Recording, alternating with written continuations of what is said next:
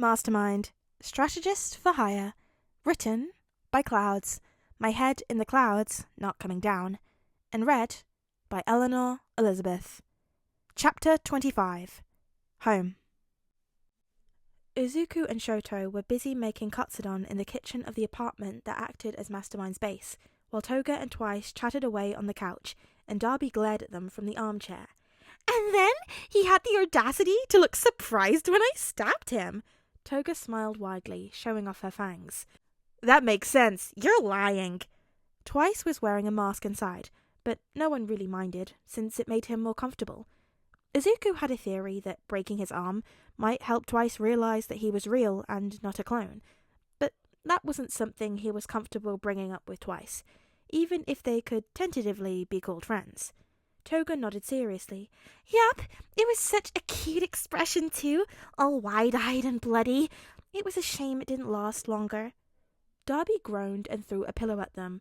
"Ugh, just shut up already. Just because you decided that you're best friends does not mean the rest of us want to be subjugated to your crazy bullshit." "Be nice, Darby." Izuku wiped his hands on a towel as he walked in from the kitchen. "I, for one, am very happy Himiko has finally found someone to spend her time with that's as crazy as she is." "Aw, mine-chan!" Himiko jumped and threw her arms around him. "That's the nicest thing you've ever said to me." Izuku laughed as Darby rolled his eyes. "Go ahead and laugh, Midoriya. It's not like you have to live with them." Shota came up behind Izuku and raised an eyebrow at his brother. "I'm pretty sure you're just jealous because there's no one as crazy as you." "That's it!" Darby jumped up and grabbed the seat cushion from his chair and ran at Shoto, whose eyes widened as he dodged Darby and grabbed a pillow from the waiting Twice. 10 out of 10! "Eat him harder! You're so weak!" Twice cheered. Go, Shoto! "Go, Darby!" Be nice, you two. Stop fighting. Himiko and Izuku were holding their sides laughing as Shoto and Darby chased each other around the apartment. From what Shoto had said in their text conversations, Izuku had gathered that Endeavor hadn't ever really let either of them just play around and be kids, instead insisting that they train constantly whilst isolating them from their other siblings and from kids their own age. Once the rest of the League had discovered this fact, they had taken it upon themselves to introduce the two to everything they missed out on during their childhoods, resulting in them being the second and third most immature members of the League. First place still went to Shigaraki. Izuku ducked back into the kitchen to check on the food. "All right, you two, calm down and come set the table. Food's ready." Darby reluctantly put his cushion back, and Shoto looked like he was about to do the same, but at the last minute hit Darby in the face while he was unarmed. "Hey, you little—" "Boys," Izuku said warningly. Shoto stuck his tongue out at Darby before tossing the pillow down on the couch and walking into the kitchen. Himiko handed Darby a stack of plates before turning to fix Shoto's hair, which had gotten dishevelled during the pillow fight. He'd cut it shortly after joining the League, and it was now an undercut which he usually wore up in a pompadour style. The way he styled it made the red and white swell together, while still remaining mostly distinct. The first time Izuku had seen it was when he'd gone over to the League's new hideout about 3 weeks after the move, and he'd promptly had to leave until he'd gotten his blush under control. Himiko still hadn't let him live it down. Dinner at his mother's house was always a quiet affair, just the two of them. But dinner with his friends was loud. Between Toga's laughter, Darby's sarcasm, Twice's personalities, and Shoto's conspiracy theories, it couldn't be called dinner so much as controlled chaos. But Izuku wouldn't have it any other way.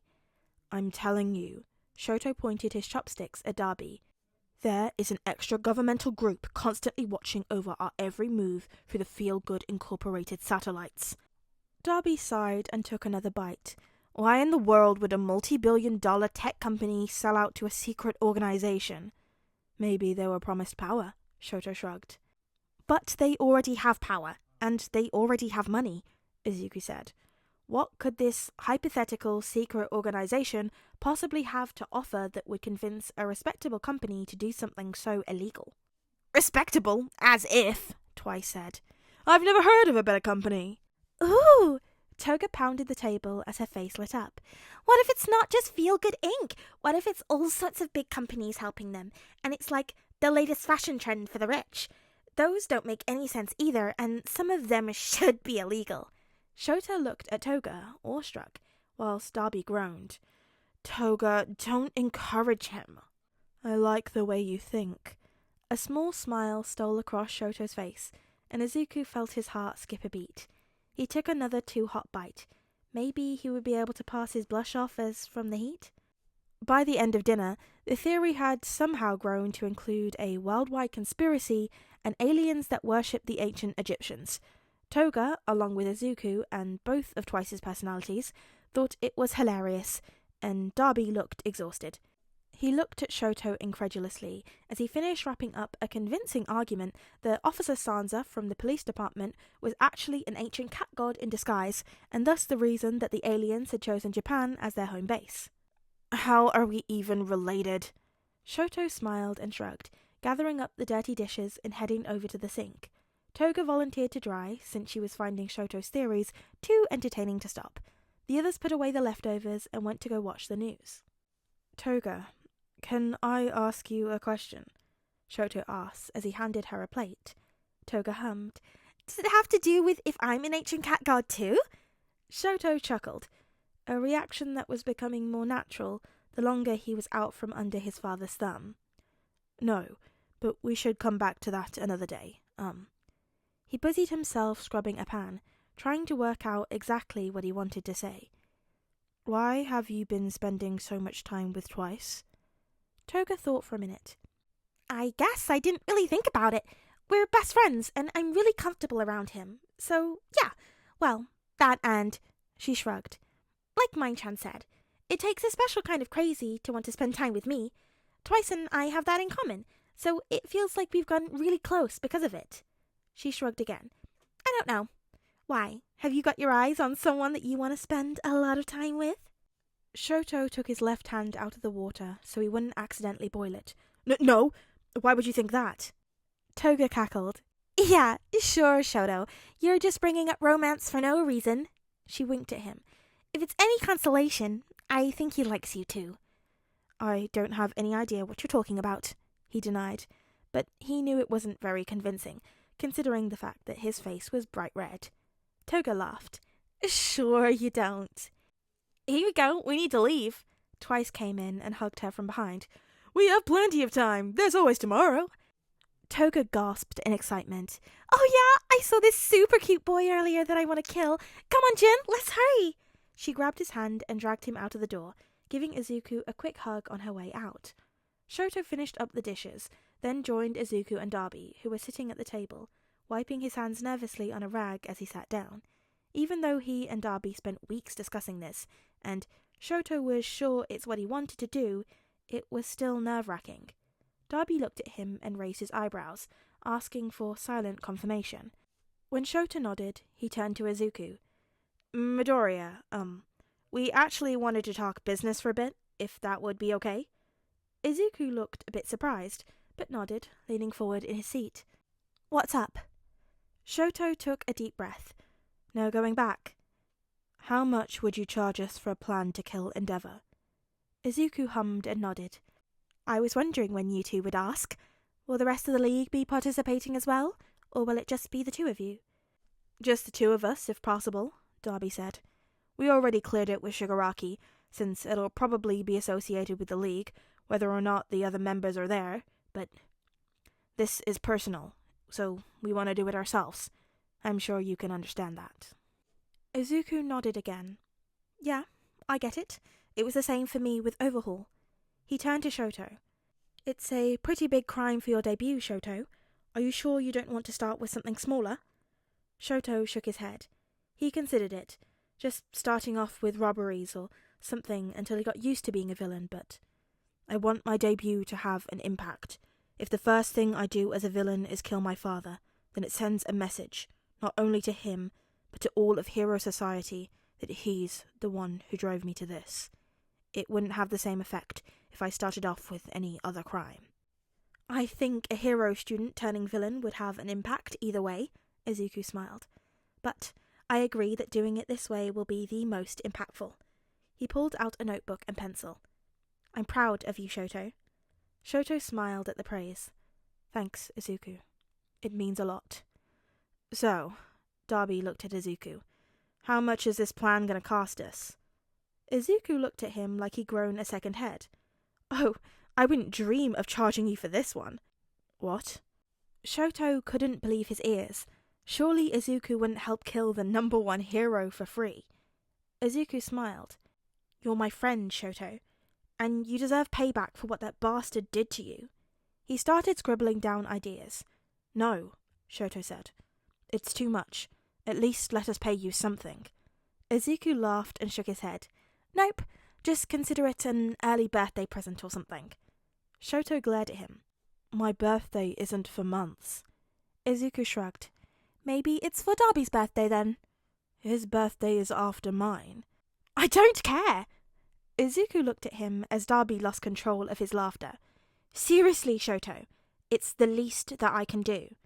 Shoto pouted, but he knew he wasn't going to be able to change Izuku's mind. Izuku smiled widely as he realized he'd won. So, have you thought about a villain alias yet? You should probably have that picked out before your debut. Shoto shook his head. Honestly, I hadn't really thought about it.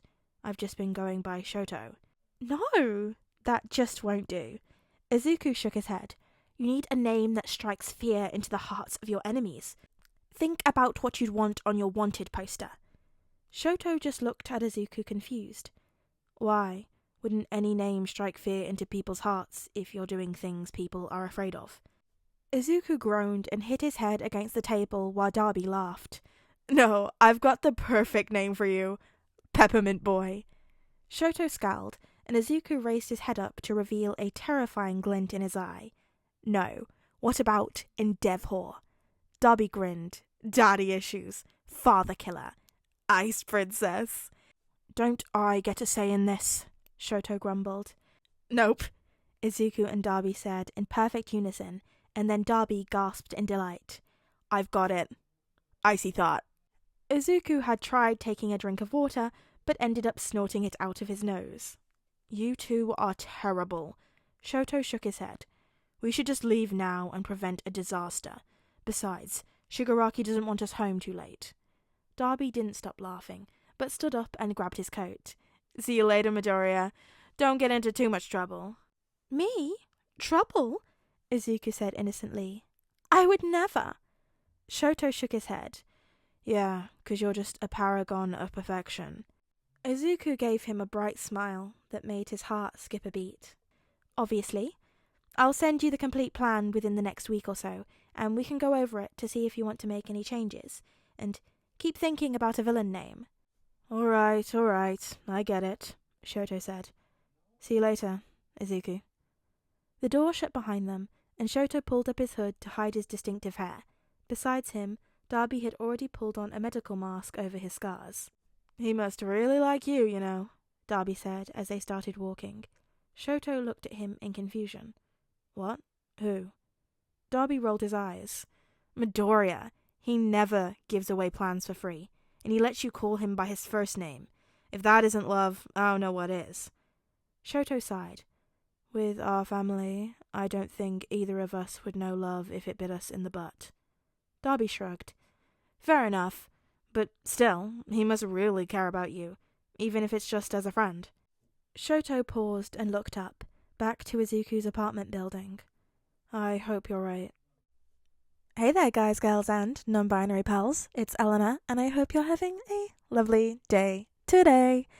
And we're back with another chapter of Mastermind. I know, the last video was dropping 6 chapters, but, I'm invested, I'm trying to pump this out. I don't know when it'll be finished. I mean, we're over halfway through now, which is kind of wild.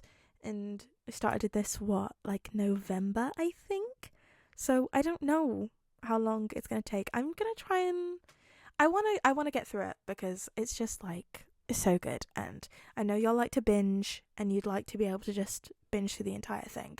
I know, because I'm exactly the same. So I'm going to try and pump them out. I know it's been a few days. I say this, it's been 4 days. I didn't upload for 4 days and I'm like, oh my god. I know y'all must have forgot who I am. Those daily updates for Thickness really spoilt us all. But here we are, another chapter. I liked this one. I love just this, getting some nice, League of Villains team bonding, found family, having a good time. Would you have dinner with the League of Villains? Because I feel like they were having a good dinner. I was on board. Also, Endeavour murder plans coming soon. The bitch has gotta go. He's gotta go. He did too much, and you can't hurt people Mastermind cares about and expect not to die a very painful death. He's gonna get it, and it's gonna be great. I can't wait. It's gonna be fun to read. So watch this space for that. But what did you think about this chapter? If you've been waiting for me to hear the next part, what do you think's gonna happen? Let me know what your theories are. What do you think's gonna go on? Just honestly, just talk to me about anything in the comments. I just like to chat in the comments with you guys because I'm lonely. I like to talk to people. You could also like the video if you liked it, and to boost my serotonin levels, you can also subscribe to be notified whenever I make new videos. And the upload schedule is inconsistent. I don't have a schedule. I just upload when I feel like it. So being notified, just subscribe, because then you'll know. Because I can't be like, oh, come back and check on Tuesdays, because I don't know when it's going to be. Who knows? What can I say? I'm spontaneous. I say that. It's just ADHD, but unmedicated. I really need to get diagnosed for ADHD, so they will give me medication. Anyway, I'm gonna go off on tangents again, and I'm not doing it this time. I'm trying to keep these outros shorter because I ramble. But if you do enjoy listening to me ramble, you can always join the Discord. We have a great time over there. Join our little found family over there of just and honestly, we're all just sad nerds who just want fictional dad content, which is fair. We need it. So come and join us. It's fun, I promise.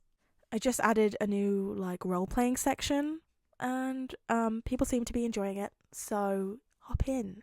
Have a good time. It's good. I promise. But until I see you again, be sure to practice some self-care, okay? You think because I wasn't uploading for 4 days that those got to be 4 days of living without self-care? No. You got to keep doing the self-care from now until the next time I upload to tell you to do it some more. So, bed on time. I need you to be getting those hours because you need to be well rested. You need to be drinking lots of water. If you're not hydrated, you're going to die. And I want to see y'all be little prunes. Do you want to be raisins? Didn't think so. Speaking of raisins, fruit and veg. Eat your 5 a day. It's important. And brush your teeth, people. I know it's a lot of effort to remember, and I'm very unorganized, and I'm very scatterbrained too. And so I forget. Okay? Set yourself alarms. It's helpful. Do it. Your teeth will thank you. Yes. This is a threat. I'm coming for your livelihoods now. Watch out. I'll catch you guys later.